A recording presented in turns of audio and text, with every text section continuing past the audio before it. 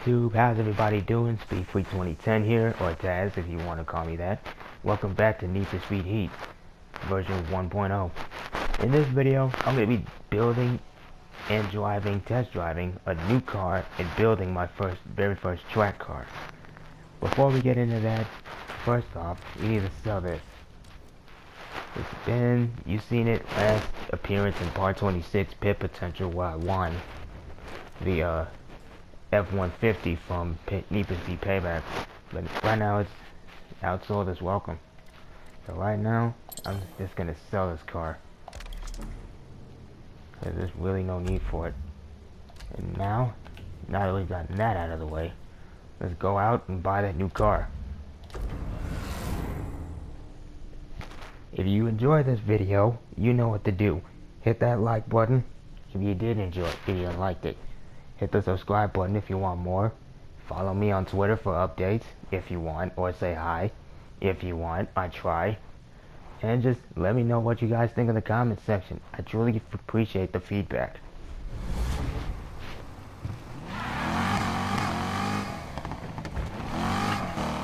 First off, let's go to the garage.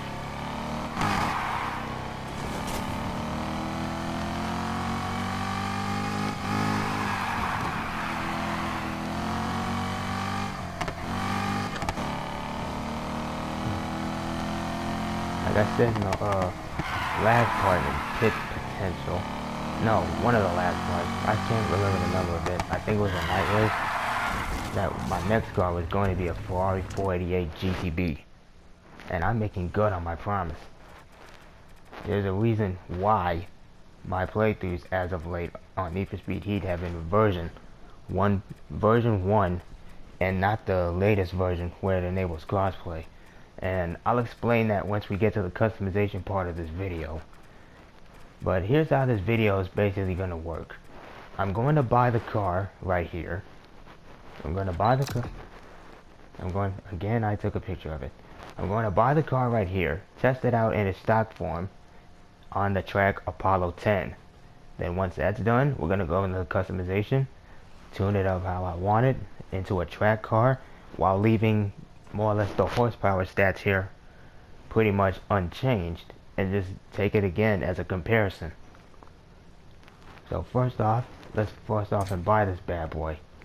This car I've been wanting to build ever since the game came out, being my favorite modern Ferrari, second only to my favorite Ferrari of all time, the Ferrari F50 from the 90s.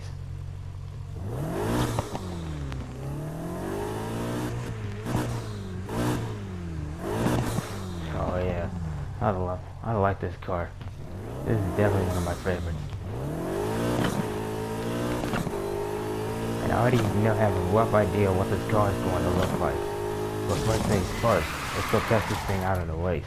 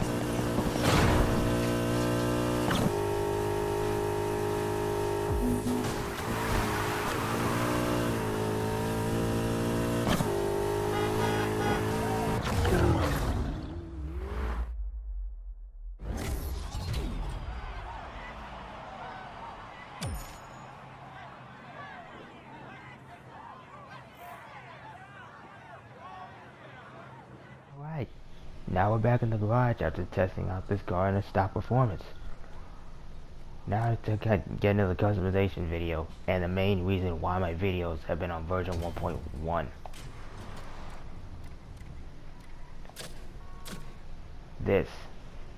This right here is the main reason why my Need for Speed Heat playthroughs have been on version 1.0 and not the latest versions. To make a long explanation short, this part, among other parts on various Ferraris, had a glitch to where if you were to install them, they would give you money.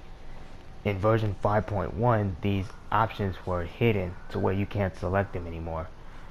My question is to anybody that's out there viewing is, if you had bought one of these cars, such as this one and the LaFerrari, which was also affected by these parts, and you installed them, then you installed the latest update to which you have the option to where these options are removed, do you still physically keep these parts, these affected parts, on your car, but without having the options to select them, or are they forcibly removed from the car entirely?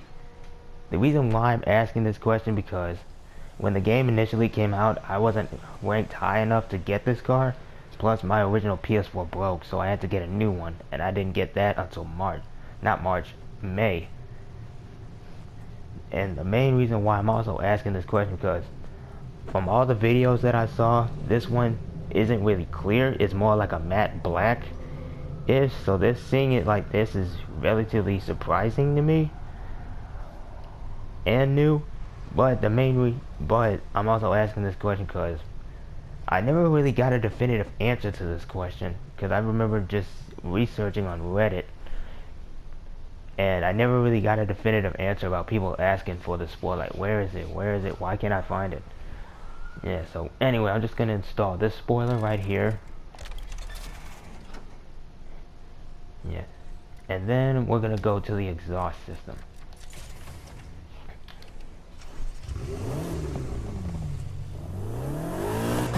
Like I stated earlier, I already have a rough idea what this car is gonna look like. Let's go for a little more aggressive.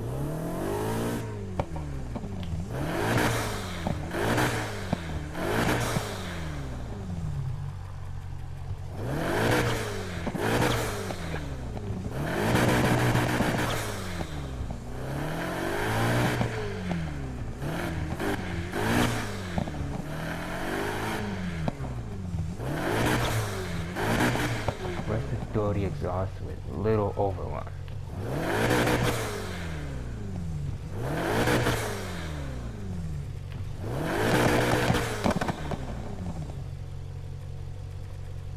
It's very little overrun.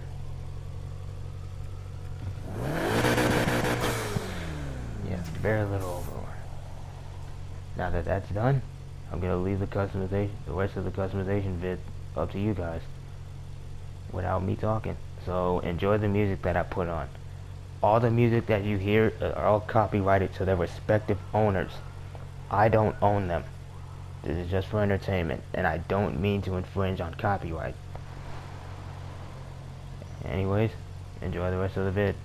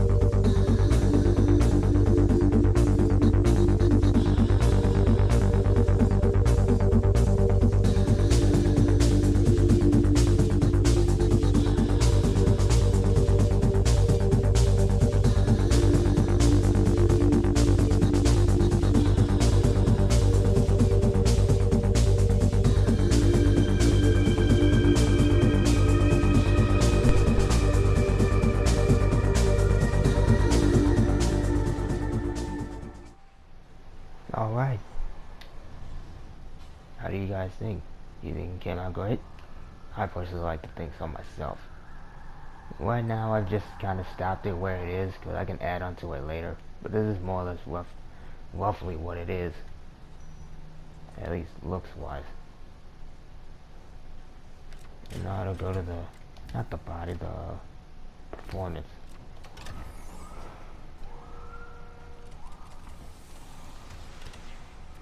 Like I said before, I'm only going to tune it to track and basically leave all the engine stuff alone.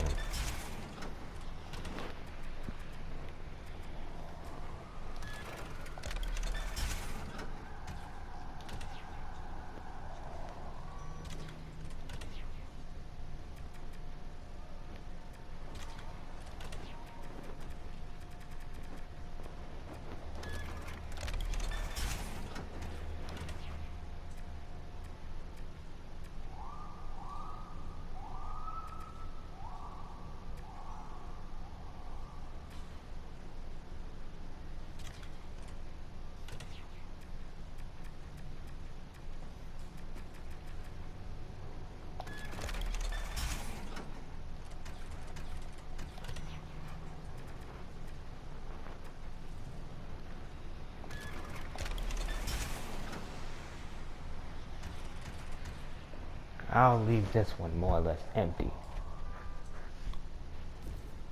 But for now, with this way, now this thing as a track car. Let's go back to Apollo 10 and see how it compared to its original run.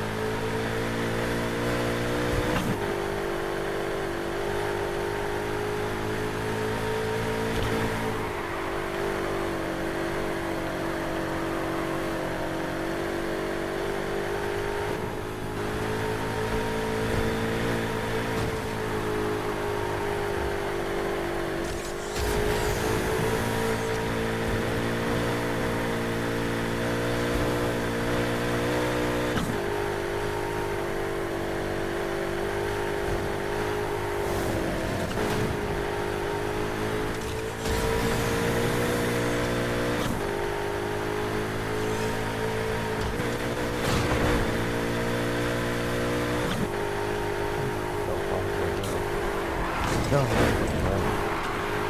good. Just kind of put the throttle down.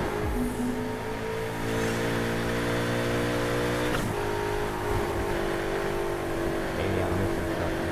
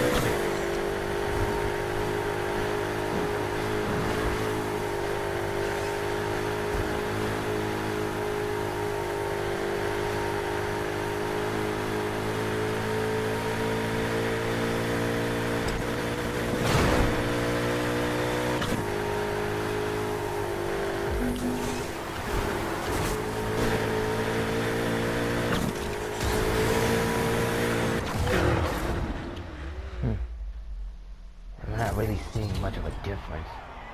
And again, I am playing on version 1. Yep, that's gonna do it for the video, everybody. I hope y'all enjoyed. Stay safe, y'all.